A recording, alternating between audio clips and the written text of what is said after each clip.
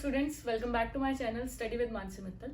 तो इस वाली वीडियो में हम लॉज ऑफ मोशन के या फिर मैकेनिक्स के न्यूमेरिकल्स, हर एक वैरायटी के न्यूमेरिकल्स करेंगे। ये न्यूमेरिकल्स बहुत इंपॉर्टेंट है। नीट जेई में भी ये न्यूमेरिकल्स आते हैं, as well as CBSE board में तो ये वाले न्यूमेरिकल्स आते ही आते हैं। अगर आपको थोड़ा सा बेसिक कंसेप्ट क्लियर होगा तो फिर आप कोई भी वैरायटी आए आप उसे आराम से कर सकते हैं। तो बिना लेट करे शुरू करते हैं। तो जो सबसे पहली कैटेगरी आती है वो है अपैरेंट वेट इन लिफ्ट, यानी लिफ्ट में कोई भी अगर ऑब्जेक्ट रखा हुआ है या हम खुद खड़े हुए हैं तो उसमें अपैरेंट वेट क्या होता है। इससे पहले मैं आपको इसमें जो भी पूरा कॉन्सेप्ट लगेगा वो है थर्ड लॉ ऑफ मोशन का। थर्ड लॉ ऑफ मोशन क्या कहता है? Every action has an equal and opposite reaction. मतलब कि अगर मैं यहाँ फ्लोर पे खड़ी हुई हूँ तो जितना वेट या जितना फोर्स मेरी बॉडी फ्लोर पे लगा रही है नीचे डाउनवर्ड डायरेक्शन में, उतना ही फोर्स फ्लोर भी मेरे ऊपर लगा रहा है बट इन अपवर्ड डायरेक्शन। तो वो चीज हर ऑब्जेक्ट के लिए अप्लाई होती है। तो यहाँ पर भी हम कंसीडर कर रहे हैं ये एक स्टेशनरी लिफ्ट है, यानी कि ऐसी लिफ्ट जो कि मूव नहीं कर रही है। तो ये जो एक ऑब्जेक्ट मैंने यहाँ पर रखा है जिसका मास m है और उसके नीचे वेइंग मशीन रखी हुई है, एक ड्राइंग बनाई है ऐसे। तो ये जो ऑब्जेक्ट है मास m का, वो डाउनवर्ड डायरेक्शन में कितना फोर्स लगाएगा?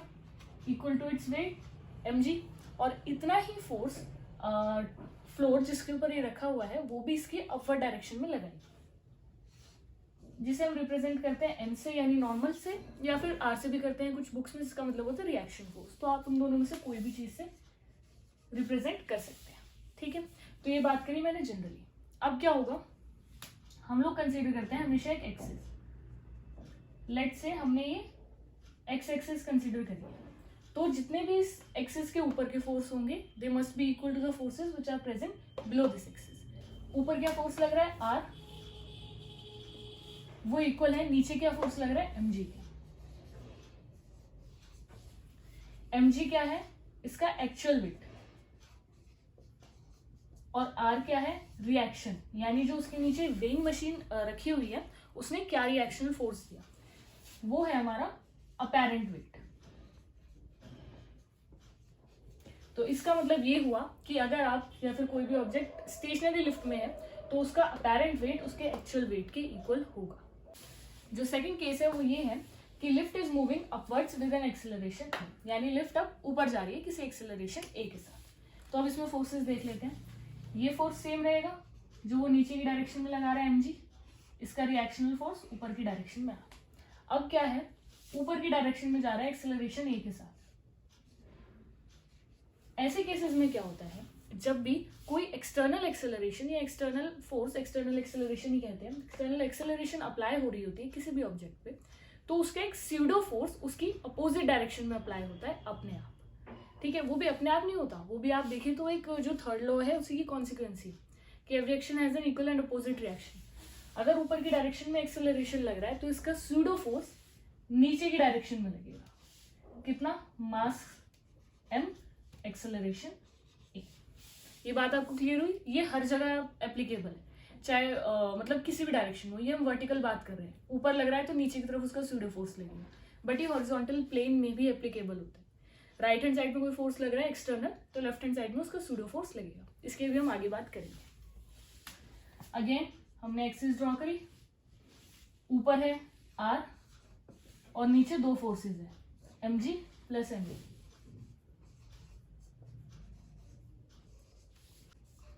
r क्या था? इसका अपैरेंट वेट। और mg क्या था? इसका एक्चुअल वेट।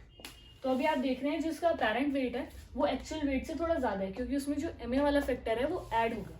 तो ऐसे केसेस में apparent weight is greater than the actual weight. ये बात तो आपने महसूस करी होगी कि जब आप लिफ्ट में ऊपर की तरफ जा रहे हैं तो ऐसा महसूस होता है कि हमारी बॉडी को ऊपर से कोई ऐसे प्रेशराइज कर रहा है, हमें नीचे की तरफ धकेल रहा है। तो ऐसे ये अपैरेंट वेट एक्चुअल वेट से ज्यादा हो जाता है। Third case, moving downwards with an acceleration a. तो अगेन वैसे ही होगा। अब की बार जो एक्सेलरेशन ए है वो डाउनवर्ड डायरेक्शन में, तो इसका सूडो फोर्स कहाँ लगेगा? अपवर्ड डायरेक्शन में, एम ए। अगेन बनाते हैं। अब की बार जो आप एक्सिस देख रहे हो उसमें ऊपर दो फोर्सेज है R plus M, which will be equal to M G. R is equals to mg minus m. Again this is apparent, and this is actual. तो अब आप देख रहे हैं apparent weight is less than the actual wait, क्योंकि actual wait में से जो mg वाला फैक्टर है, ma वाला फैक्टर सॉरी, वो सब्ट्रैक्ट होगा। तो इस केस में apparent weight is less than the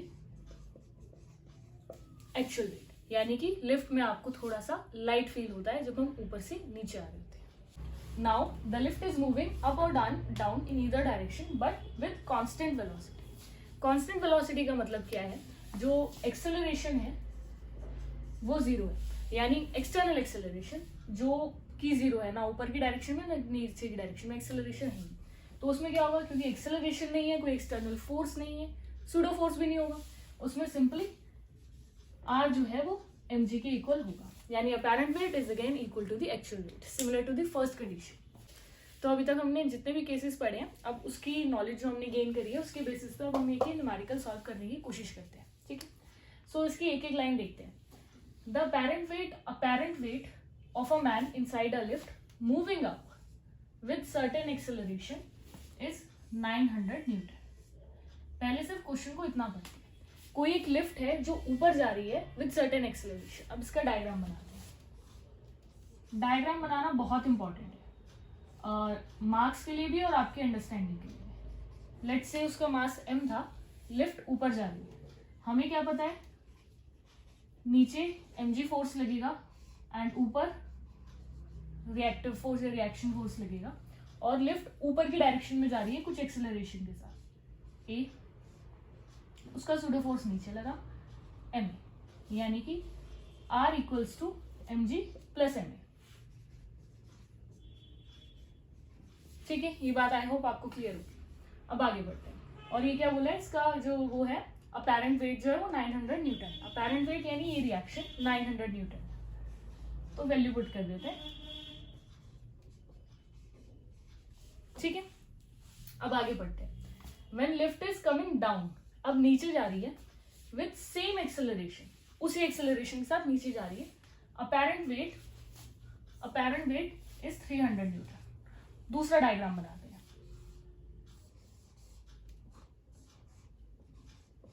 again mg नीचे होगा, r ऊपर होगा। अब की बार जो है वो नीचे की डायरेक्शन में जा रहा है, यानी a यहां पर है तो इसका सूडो फोर्स ऊपर की डायरेक्शन में होगा। तो इसमें क्या देखा हमने, r plus ma is equals to mg।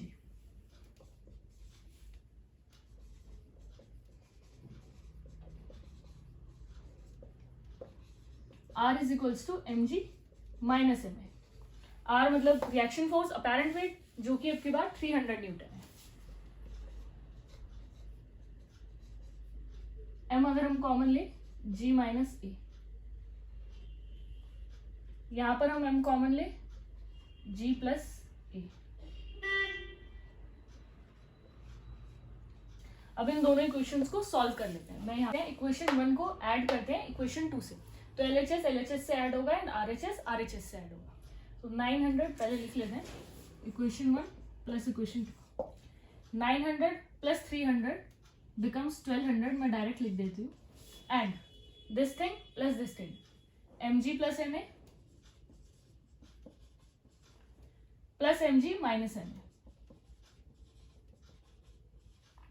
ma से ma कट डाउन हो गया, ये रह गया 2mg। g की वैल्यू पुट कर देते हैं, क्वेश्चन में कहा था 10 है। इसे आप यहां से सॉल्व कर लो, m की वैल्यू आ गई 60 kg। जो हमसे पूछा था मास ऑफ द मैन, वो मास ऑफ द मैन हमने निकाल लिया यहाँ से 60 kg। बाय चांस आता है क्वेश्चन में ये और क्वेश्चन एक्सटेंड हो जाए और हमसे पूछे कि with what acceleration the lift was moving up और down in both the direction, तो आपके पास m की वैल्यू है 60 kg। आप इधर इक्वेशन 1 में या इक्वेशन 2 में m की वैल्यू पुट कर दो और g की वैल्यू पुट कर दो जो हमारे पास है, और रिएक्शन की तो है, उसमें से आपकी a की वैल्यू आ जाएगी। तो इसी तरह के न्यूमेरिकल्स हर जगह आते हैं, बस आपको डायग्राम बनाना है एंड ये आपका क्लियर हो जाएगा। सो आई होप आपसे को इस वीडियो से ये इस तरह के कॉन्सेप्ट्स क्लियर हो गए हो। अगर आपको वीडियो पसंद आई हो तो प्लीज़ चैनल को सब्सक्राइब करें एंड वीडियो को लाइक शेयर करें। Thank you for watching my video.